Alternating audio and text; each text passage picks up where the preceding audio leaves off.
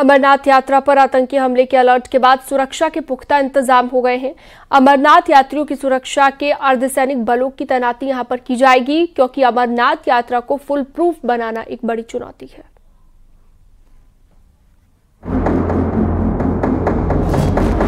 सूत्रों के मुताबिक अमरनाथ यात्रा पर पाकिस्तानी खुफिया एजेंसी ISI किसी बड़ी साजिश को अंजाम दे सकती है, जिसको देखते हुए सुरक्षा के पुख्ता इंतजाम किए जा रहे हैं। अमरनाथ यात्रियों की सुरक्षा के लिए 500 कंपनी अर्धसैनिक बल की तैनाती की जाएगी। अमरनाथ यात्रा को लेकर खबर यह है कि बड़े खतरे को देखते हुए इस बार यात्रा के लिए 500 से ज्यादा कंपनी फोर्स तैनात की जाएगी, जिसमें CRPF, BSF, ITBP की फोर्स होगी। पंजाब में मौजूद कई कंपनियों को अब वापस जम्मू भेजने की तैयारी है। इस फोर्स को चुनाव के दौरान तैनात किया गया था। रियासी में हुए आतंकी हमले के बाद अब अमरनाथ यात्रा रूट पर फोर्स की तादाद बढ़ाना जरूरी हो गया है। केंद्रीय गृह मंत्रालय की फिर से जिम्मेदारी संभालने के बाद अमित शाह ने मीटिंग करनी शुरू कर दी है। गुरुवार को ही कई विभागों के प्रमुख से मिले और देश के हर एक कोने के बारे में अपडेट लिया है।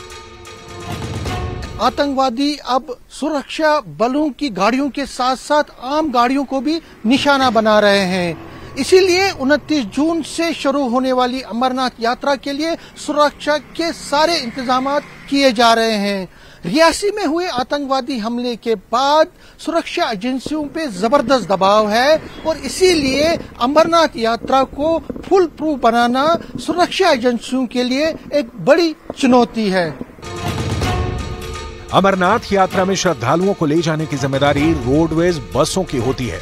यात्रा में रोज 80 से 90 बसें और बाकी गाड़ियां एक तरफ से जाती हैं। ऐसे में यात्रा के दौरान 200 से 250 तक गाड़ियों का इंतजाम किया गया है। 9 जून को रियासी में हुए बस पर हमले को लेकर अब अमरनाथ यात्रियों की बसों को और ज्यादा सुरक्षा देने की जरूरत है।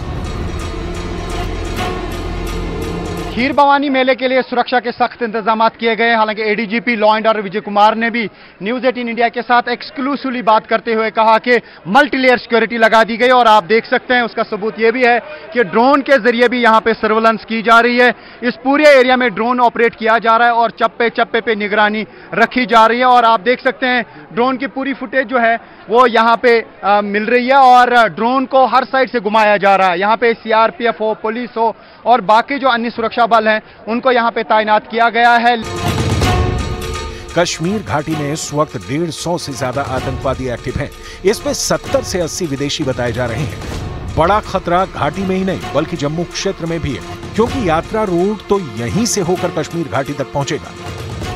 जम्मू श्रीनगर नेशनल हाईवे पे सुरक्षा के जबरदस्त इंतजाम किए गए हैं, क्योंकि यही वो सड़क मार्ग है जहां से अमरनाथ यात्री जम्मू, जो कि सबसे पहला बेस कैंप है, यहां से श्रीनगर के लिए रवाना होते हैं और जो दोनों रास्ते हैं, चाहे वो बालतल हो या पहलगाम, वहां तक पहुंचने के लिए इसी रास्ते, इसी हाईवे का इस्तेमाल किया जाता है।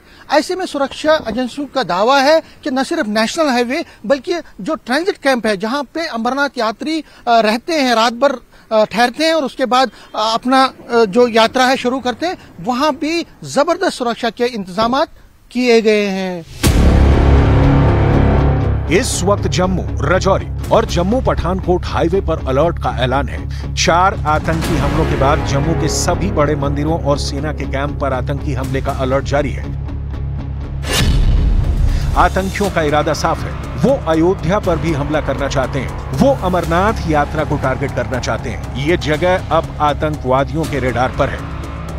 जम्मू कश्मीर के कठुआ में मारे गए आतंकियों से कुछ ऐसी चीजें बरामद की गई हैं जिससे एक बड़ी तैयारी के बारे में पता चलता है। इसमें माइक्रो सैटेलाइट फोन मिला है, जो अक्सर पाकिस्तानी सेना इस्तेमाल करती है। मारे गए आतंकी इसी माइक्रो सैटेलाइट फोन से पाकिस्तान में बैठे हैंडलर से संपर्क साधे हुए थे।